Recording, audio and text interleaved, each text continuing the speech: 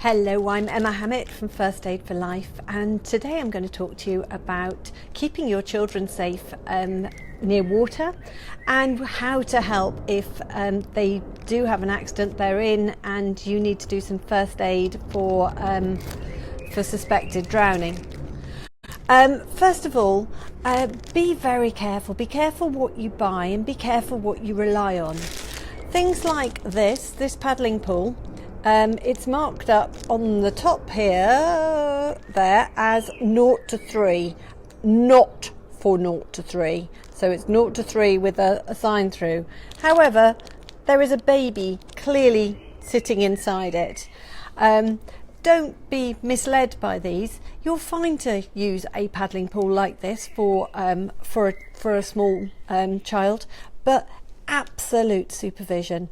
100% supervision. Do not leave them alone in one of these for a second, and do not think that armbands will help them if they do topple forward, because a baby or child can drown in just 2 centimetres of water, and that's considerably less water than you would have in a paddling pool.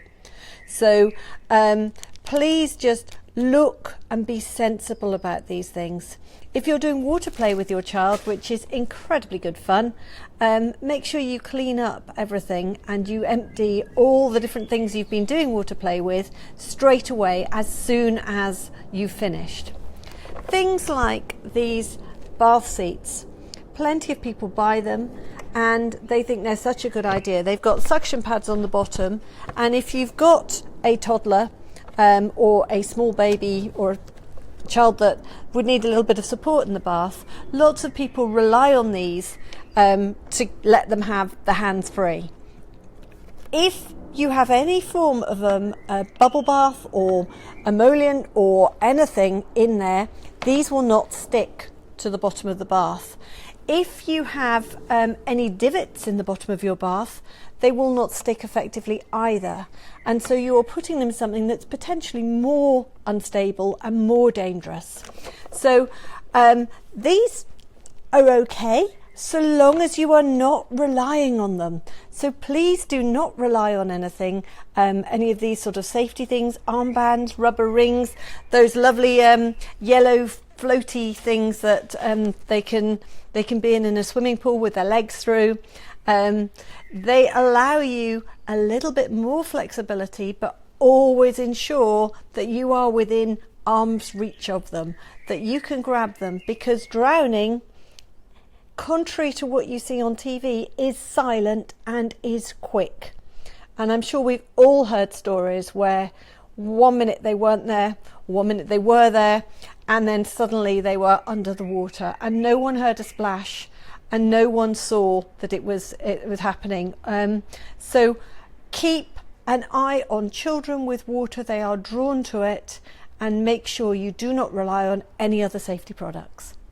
Now, should you find a child under the water, you need to get them out, or anyone under the water, to be totally honest. So anyone that you've suspected that they're drowning, you need to get them out as quickly as possible. Water rescue is difficult, and only attempt water rescue if it is safe for you to do so and if you are strong enough to do so. If the person is conscious, they will struggle and they can very easily pull you under.